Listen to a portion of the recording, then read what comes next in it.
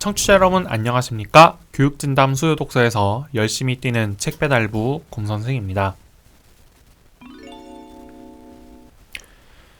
네, 한 주 동안 잘 지내셨는지 궁금합니다. 오늘 읽을 책은 앞에 보시는 제목, 생각이 제목입니다. 책 제목이에요. 그냥 영어로도 thought입니다. 아주 이제 얇은 책인데 참 생각이라고 하는 거 애매하죠. 청취자 여러분 생각하면서 사시나요? 이게 이 어감이나 맥락에 따라서는 이게 굉장히 공격적인 질문이 될 수도 있는 질문이라서 좀 그렇습니다. 너 생각은 하냐? 이렇게 물어볼 때는 굉장히 이렇게 비난 쪽의 질문이 되는데, 하지만 또 이렇게 물어볼 수 있죠. 대체 생각이란 게 뭘까? 내가 생각하면서 사는지 알기 위해선 사실 이 질문이 먼저 필요합니다. 대체 생각이라는 게 뭐고, 그게 뭔지 알아야 내가 생각을 하면서 사는지 뭐 아닌지 알 수 있지 않겠습니까? 그런데 여기에 대해서 물어보면 딱히 답하기 쉽지 않은 것도 사실입니다. 단 하나의 확답을 내리기가 어려운 질문인 것이죠. 그래서 단 하나의 확답을 내려주진 않지만 이 생각에 관해 연구하는 다양한 학문 분야에서 어떤 논의가 이루어지는지를 아주 압축적으로 소개하는 책, 이 팀 베인의 생각을 청취자 여러분과 함께 이번 주에 읽어보도록 하겠습니다. 청취자 여러분의 기억 속으로 책을 배달해 드리는 2분 퀵 서비스 시간으로 가보겠습니다. 생각이란 뭘까? 사실 이게 핵심적인 질문입니다. 머릿속에 떠오르면 다 생각일까요? 하지만 머릿속에는 다양한 게 떠오릅니다. 느낌이 떠오른다는 표현도 하죠. 그럼 생각이란 느낌은 뭐가 다를까요? 생각은 느낌에 포함되나? 혹은 느낌은 또 생각에 포함되나? 그 두 개가 뭐 포함 관계든지 아니면 서로 다른 관계든지 같은 거든지, 그럼 왜 포함되거나 왜 같은지 혹은 왜 다른지 이런 것들을 다 설명을 해야 합니다. 이런 거 보면 또 생각이라고 하는 거에 굉장히 다양한 종류가 있는 것 같기도 해요. 그런 만큼 이 다양한 생각 혹은 생각이라고 하는 대상의 다양성을 철학적으로, 심리학적으로, 사회학적으로 뭐 다양한 방식으로 분석을 해볼 수 있을 것 같습니다. 그 분석의 결과를 핵심만 아주 간략하게 추려서 뽑아서 책으로 만든다면 아마도 이 책이 되겠죠. 그래서 제가 오늘 청취자 여러분 앞에 들고 온 것이기도 하고요. 팀 베인의 생각이라고 하는 책 한번 읽어보도록 할 텐데요. 요 팀 베인의 생각이라고 하는 책은 뭐 출판사 이름까지 함께 뭐 말씀드리자면 교유서가 첫 단추라고 하는 이 책 시리즈물의 하나입니다. 이거는 굉장히 유명한 입문서 시리즈죠. 옥스퍼드 대학의 출판부에서 나오는 Very Short Introduction이라고 하는 시리즈의 이제 공식적인 번역인데요.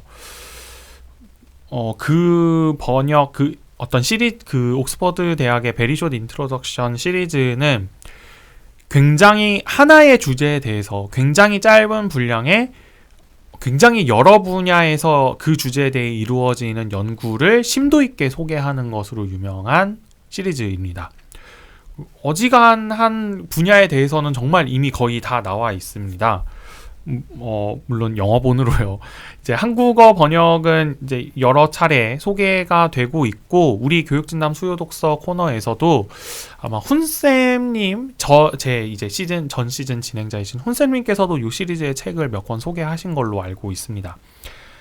그래서 뭐 영어본으로 사서 보시면 진짜 손바닥만한 책인데, 이제 번역을 하고 뭐 여러 가지 편집을 거치다 보니까 뭐 손바닥보단 조금 큰 크기의 책으로 나오게 되는데, 그럼에도 불구하고 절대로 뭐 깊이가 얕다거나 뭐 여러 가지 내용들이 빠져 있다거나 그렇지는 않습니다. 이 생각이라는 책에도 그 특징들이 다 해당이 됩니다. 그래서 이 책을 꼼꼼하게 읽은 청취자 여러분을 위해 핵심을 짚어드리는 이종보통 키워드 시간에는 제가 키워드를 하나 탁 집어드리기보다는 이 책 안에서 생각이라고 하는 주제에 대해 어떤 학문 분야에서 어떤 문제의식을 갖고 연구를 하고 있는지, 그 문제의식들 중에 이 책은 각 장마다 어떤 질문들을 다루고 있는지, 이런 것들을 좀 간략하게 소개를 해드리고자 합니다. 1장은 이 책은 총 8장으로 구성이 되어 있고요. 1, 2, 3, 7, 8장은 대체로 철학적 논의를 다루고 있고요. 4장은 생물학, 5, 6장은 뭐 사회학과 심리학을 주로 다루는데 뭐 제가 주로 다룬다라고 말씀을 드렸지만 그 각 장마다 뭐 필요한 내용이 있으면은 뭐 철학 얘기도 했다가 사회학 얘기도 했다가 심리학 얘기도 했다가 이런 식으로 논의를 굉장히 잘 혹은 광범위하게 포괄적으로 끌고 가는 경향이 있습니다. 1장은 우선 이 생각이라고 하는 걸 정의하는 장입니다. 뭐 일종의 철학적 분석이 될 수 있겠죠. 그래서 이 책이 대체로 내려주는 이 생각의 정의는 이렇습니다. 세계를 반영하는 명제들이나 문장을 믿는 능력. 굉장히 포괄적인 정의이죠. 그래서 이 정의에서부터 시작해서 그러면은 뭐 세계를 반영하는 명제들이나 문장을 믿는 능력이라는 게 대체 뭐냐? 사실 여기에서부터 연구가 출발하는 것인데요. 그러면 이제 2장에서 다루는 주요 문제의식은 우리 머릿속에 떠오른 생각, 그러니까 이 명제나 문장이라고 하는 게 어떻게 외부 세계와 연관을 맺고 있는가 하는 것입니다. 거기에 대한 이 철학적 이론들을 몇 가지를 소개를 하고 있는데요. 이 책이 이제 핵심으로 소개하는 가장 많은 사람들이 받아들이고 있는 이론은, 하지만 우리가 곰곰이 따져봐야 될 필요가 있는 이론은 계산주의라고 하는 이론입니다. Computational Theory of Thought 혹은 Mind라고 하는 것인데, 이 계산주의라는 이론은 뭐 이것도 간략하게 설명을 하자면 외부 세계 구조를 반영한 기호의 구조를 운영하는 게 생각이라고 하는 활동이라는 겁니다. 진짜 어렵죠. 굉장히 어려운 얘기인데, 사실 이 Computational Theory of Mind라고 하는 이 이론은 우리 수요 독서에서 이미 다룬 적이 있는 이론입니다. 이 이론의 대표자가 누구냐면 바로 앨런 튜링이거든요. 그래서 기호를 다룰 줄 알면, 그러니까 기호를 입력받았을 때 기호에 대해서 적절한 답변을 할 줄 알면 그게 생각하는 거 아니냐. 바로 이게 전형적인 튜링 테스트의 결론이었죠. 분명 이 이론에 대한 반론은 또 존재합니다. 이 이론에 대한 반론 중에 가장 유명한 게 바로 존 썰이라고 하는 심리 철학자의 중국어 방이라고 하는 논증이거든요. 기호를 입력받아서 출력할 줄 알면은 이걸 생각하는 거라고 간주할 수 있으면, 모든 기호에 대해서 답변할 수 있는 목록을 갖고 있는, 그러니까 엑셀 파일을 갖고 있으면 그게 생각할 줄 아는 거냐, 이렇게 물어보는 게 이 중국어방 논증이라고 하는 거의 핵심입니다. 이제 이 책에서 거기에 대해서 이 컴퓨테이셔널 계산주의 이론이라고 하는 것과 거기에 대한 반론이 어떤 식으로 진행되는지를 이 책 안에서 2장에서 간략하게 확인을 하실 수 있겠고요. 3장은 마음이론이라고 하는 것에 관한 논의입니다. 이 마음이론, Theory of Mind, 영어로는 이렇게 표현하는데, 뭐 이건 어떤 뜻이냐면은, 어떤 문제냐면은 다른 사람이 어떤 생각을 하는지 우리가 정확히 알 수 있느냐에 관한 질문입니다. 우리 쉽게 알 수 있다고 얘기를 하죠. 하지만 사실 우리가 다른 사람의 생각을 안다라고 할 때에 실제로 아는 것이 무엇인가를 가만히 뜯어보면은 저 사람이 어떤 생각을 하는지를 추정할 수 있는 신체적 언어적 표지입니다. 한번 잘 생각해 보세요. 그러니까 저 사람이 긴장을 하고 있다라는 걸 내가 안다라는 거는 저 사람이 긴장하고 있다는 심리 상태를 우리가 직접 보는 게 아니라, 뭐 예를 들어서 저 사람이 이렇게 손톱을 물어뜯고 있다거나 덜덜덜 떨고 있다거나, 혹은 이 사람이 나 되게 떨리는데 어떡하지? 라고 얘기하는 걸 아는 거예요. 그렇다면 우리가 다른 사람의 심리 상태를 직접 보고 있다고 말할 수 있느냐, 직접 안다고 말할 수 있느냐 라는 질문을 했을 때 우리는 좀 미궁에 빠지는 것이죠. 여기서 더 나가서 우리는 나의 마음 상태를 직접 알 수 있느냐 라는 질문도 함께 던져볼 수 있습니다. 학부모 청취자 여러분이시라면은 조성모의 그 유명한 노래 가사, 혹은 이제 시인과 촌장의 그 유명한 노래 가사 모르실 수가 없습니다. 내 속엔 내가 너무도 많아, 나를 알 길이 없다라고 하는 이 노래 가사. 이 타인의 마음을 모른다라고 하면은 그거 과연 그럼 나의 마음은 내가 제대로 알 수 있는가? 라는 질문까지 던져보게 되는 것이죠. 이게 3장의 주요 내용입니다. 4장은 인간이 아닌 동물들도 생각을 하느냐? 이것에 관해서 확인할 수 있는 여러 가지 실험들을 보여줍니다. 예를 들어서 동물이 분수라는 개념을 이해할 수 있느냐라고 하는 것, 또 동물이 그 어떤 버튼을 눌렀을 때, 그러니까 버튼을 몇 번 누르면 먹이가 나오는 것. 그러면은 3번 눌렀을 때 안 나오고 2번 눌렀을 때 나오는 경험을 반복하면은 얘가 탁탁 2번만 눌러서 먹이가 나오는 거를 행위를 반복한다. 그러면은 얘는 숫자 개념을 이해하는 거 아니야? 숫자에 대해서 생각하는 거 아니야? 이렇게 우리가 추정해 볼 수 있는 것이죠. 이런 다양한 실험들에 관한. 그러니까 우리가 동물의 상태일 때에 혹은 우리가 생각을 하고 있다고 간주하기는 조금 어렵지만 그래도 생각을 하고 있다고 보는 상태. 예를 들어서 깐난쟁이들. 얘네들에 관한 여러 가지 실험들을 통해서 우리가 생각이라는 걸 알 수 있는 동물들도 생각을 하는지 알 수 있는 여러 가지 실험들을 소개를 하고 있고요. 5장은 문화권에 따라서 생각을 하는 차이가 있는지 이런 걸 보여주는 여러 가지 실험들을 소개를 하고 있습니다. 6장은 잘못된 생각, 즉 착각이나 망상의 과정의 의미를 설명하는 장입니다. 그래서 우리는 이제 일반적이고 정상적인 생각을 통해서 생각의 본질에 접근하고 있죠. 우리가 아까 제가 1장에 관해서 소개할 때 말씀드렸던 것처럼 우리가 생각한다라고 하는 거는 명제나 문장을 믿는 능력이라는 것이니까 우리는 보통 정상적인 문장을 믿습니다. 예를 들어서 제가 지금 촬영하고 있다라는 문장을 믿거나 혹은 지금 시간이 특정하게 몇 시 몇 분이다라는 걸 믿거나. 그런데 우리는 가끔 착각이나 망상을 하죠. 근데 이 착각이나 망상조차도 우리가 생각이라고 하는 것을 파악하는 데 도움을 주고 있다라는 것입니다. 심지어 제가 앞에서 말씀드렸던 용어인 정상적이거나 일반적인 생각이라고 하는 것이 얼마나 불투명한 개념인지를 이 착각이나 망상에 관한 연구를 통해서 알 수 있다라고 하는 것을 설명해주고 있습니다. 7장은 잘못된 생각을 품는 것의 도덕적 평가에 관한 장인데요. 이제 조금 바꿔 말하면 우리 흔히 이런 표현 씁니다. 틀린 믿음을 지니는 게 도덕적 잘못이다. 이것보다는 모르는 것도 죄지. 이렇게 얘기하는 이런 표현을 가끔 이제 생활에서 쓰곤 하는데 내가 모르는 게 죄다 이런 표현. 그럼 정말 모르는 게 죄일까요? 혹은 잘못된 믿음을 갖는 게 죄일까요? 여기에 대해서 어떤 철학자들은 이렇게 주장을 한다는 겁니다.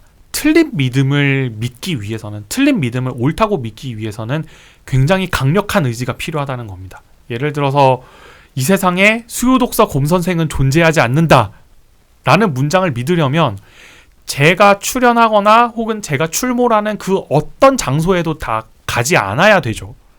그건 사실 의도적으로 노력하는 것이고 그런 노력을 통해서 이 수요독사 곰선생이 존재하지 않는다라는 잘못된 믿음을 유지해야 되기 때문에 잘못된 믿음을 유지하는 것은 굉장히 적극적이고 능동적인 일이고 그렇기 때문에 잘못된 믿음에 대한 도덕적 책임이 있다. 이런 주장을 하는 사람들이 있다고 합니다. 그런데 참 그렇죠. 과연 그러면 우리가 그 잘못된 믿음을 평가할 수 있는 객관적인 기준이라는 게 과연 있는가?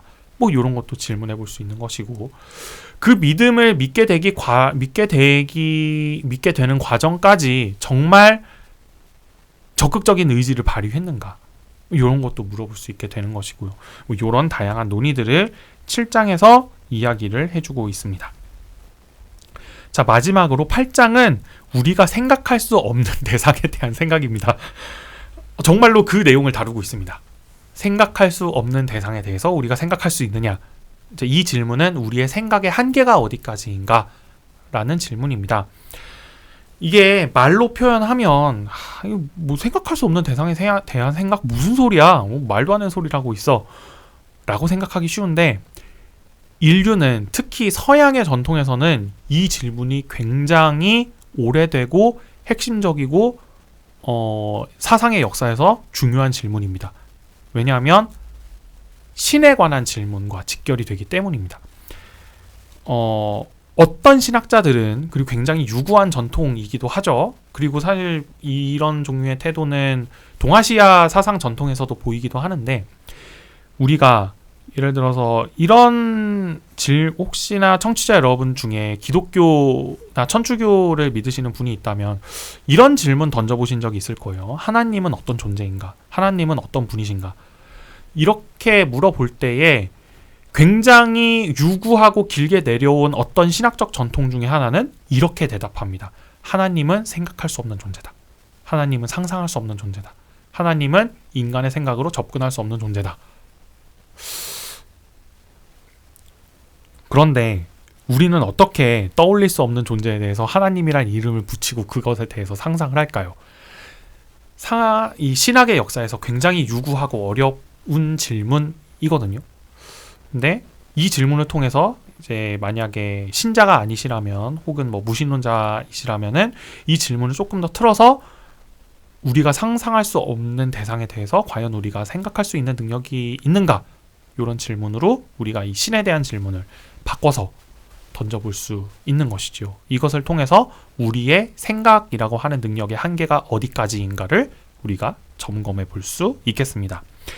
이렇게 8가지 생각에 관한 여러 가지 학문적, 심리적, 실험적 주제들을 이 책 안에서 굉장히 함축적으로 소개를 하고 있기 때문에 제가 말씀드린 주제 중에 혹시나 관심이 가는 부분이 있다면 제가 말씀드린 그 여러 장 중에 그 한 장을 한번 살펴보시고 그 장에서 소개된 학자들, 그 장에서 소개된 실험들 이런 것들의 의미에 대해서 좀 더 깊이 좀 더 두텁게 한번 알아보시려고 노력을 하신다면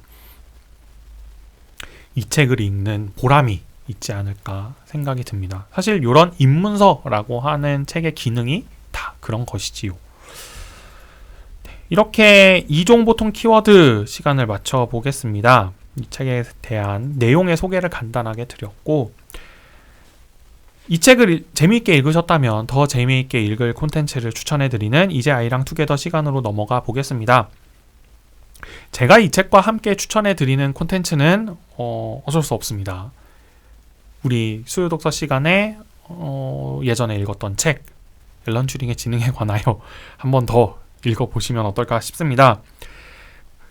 인공지능 분야의 고전에 속하는 논문이라고 제가 책을 소개할 때도 당연히 말씀드렸고 그거는 다시 이야기하면은 사람이 아닌 존재가 생각이라는 걸 할 수 있을까에 관한 논문이라는 뜻이기도 합니다. 생각에 관한 어떤 특정한 관점, 제가 앞에서 말씀드렸던 계산주의라고 하는 것을 아주 함축적으로 간략하게 하지만 분명하게 소개하는 논문이 바로 이 앨런 튜링의 지능에 관하여 라고 하는 책입니다. 그래서 이 책 예전에 한번 읽어봤다가 너무 어렵다 혹은 다시 한번 읽어보고 싶다 라는 생각이 드셨다면 그 책을 한번 펼쳐보시고 그리고 옛날에 제가 말씀드렸던 수요독서 앨런 튜링 지능에 관하여 코너 한번 동영상 더 살펴보시고 이 책과 함께 읽어보시면 어떨까 이런 생각이 듭니다. 이렇게 오늘 팀 메인의 생각이라고 하는 책 소개 맞춰 보았고요. 다음 시간에 읽을 책은 미셸 파스트로의 파랑의 역사라고 하는 책입니다. 색깔의 역사가 있을까요? 색이라는 현상은 사실 그저 빛이 반사돼서 우리 눈에 맺힌 결과물이니까 역사라는 것은 없겠습니다. 하지만 색을 이해하는 인간의 문화에는 당연히 역사가 있습니다. 그렇지 않겠습니까? 문화란 역사와 함께 변해가니까요. 이 파란색을 이해하는 인간의 인식 틀의 역사를 이 파랑의 역사라고 하는 책과 함께 청취자 여러분과 함께 다음 주에 살펴보도록 하겠습니다. 교육진담 수요독서 코너는 청취자 여러분과 함께 책을 가볍게 하지만 꼼꼼하게 읽어나가는 방송입니다. 여러분의 손길에서 책장을 넘기는 소리의 숫자만큼 댓글, 좋아요, 구독하기, 알람 설정, 링크 공유 부탁드립니다. 감사합니다.